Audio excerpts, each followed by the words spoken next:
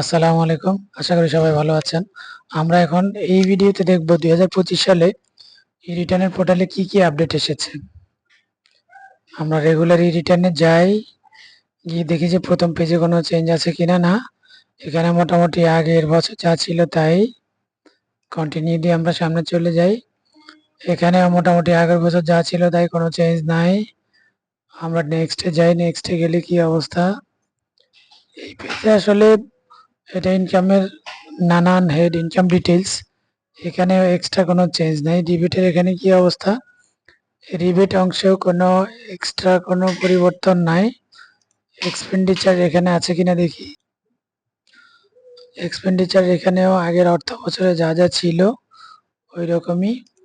Assets and liabilities এখানে import and autofill, এই জিনিসটা গত অর্থ বছরে ছিল, এবারও আছে। তো এখানে এই যে একটা পরিবর্তন আমরা দেখতে পাচ্ছি, ইম্পোর্ট ফ্রম ইনকাম। এখানে ক্লিক করলে ইনকাম থেকে জিনিসগুলো এখানে অটোমেটিক চলে আসবে। তাহলে আমরা এটা প্র্যাকটিক্যালি দেখি। আমরা ইনকাম অংশে যাই।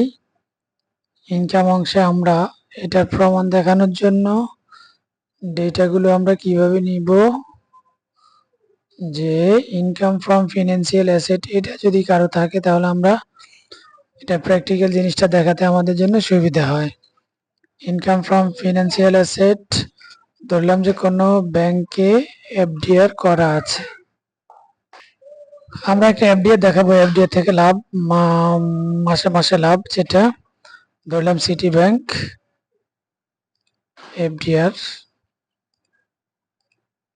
ব্রাঞ্চ নেম ধরলাম XYZ,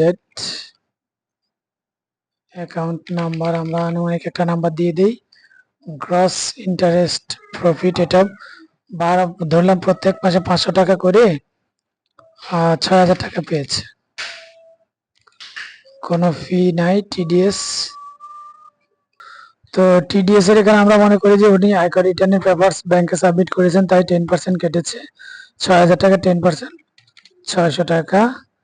ইয়ার এন্ড ব্যালেন্স ধরলাম উনি 1 লক্ষ টাকা এফডিআর করেছেন, ইয়ার এন্ড ব্যালেন্স হচ্ছে টিডিএস কেটে নেওয়ার পর 1,05,400 টাকা।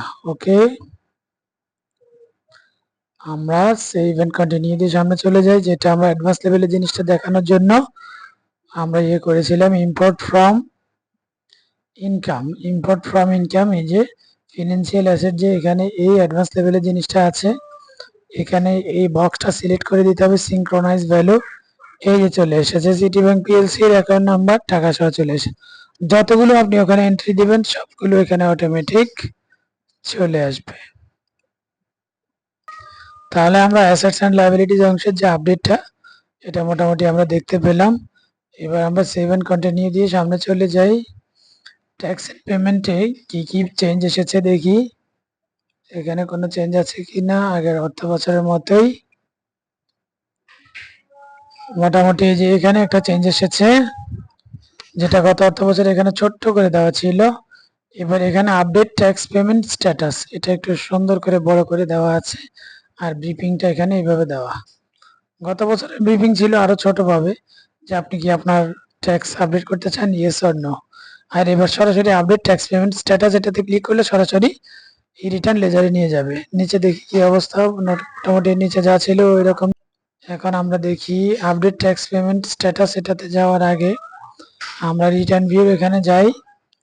রিটার্ন ভিউ এখানে দেখি কি চেঞ্জ এসেছে। হ্যাঁ, রিটার্ন ভিউ এখানে আরো ডিটেইলস অনেক কিছু এই অর্থ বছরে এসেছে। এই যে যা যা আপনার এই যে টিডিএস কত টাকা দিয়েছেন এটা চলে এসেছে, আপনার ফিনান্সিয়াল অ্যাসেট কি আছে এটা চলে এসেছে, আপনার কি প্রপার্টি আছে এটা সব চলে এসেছে। সোর্স অফ ফান্ড, ওরা এনবিআর আস্তে আস্তে এনবিআর লোকজন এগুলোকে একটু ডেভেলপ করার চেষ্টা করছে দিন দিন।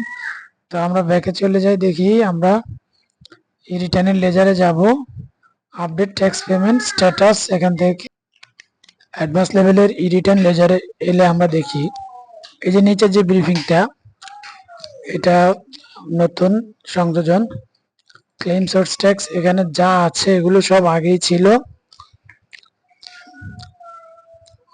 এই যে স্যালারি, আইভাস প্লাস প্লাসে যাদের স্যালারি হয় তাদের টিডিএস তারা ক্লেম করতে পারবে, স্যালারি আদার্স তারা এখান থেকে ক্লেম করবে। এগুলো মোটামুটি আগের বছর যা ছিল তাই।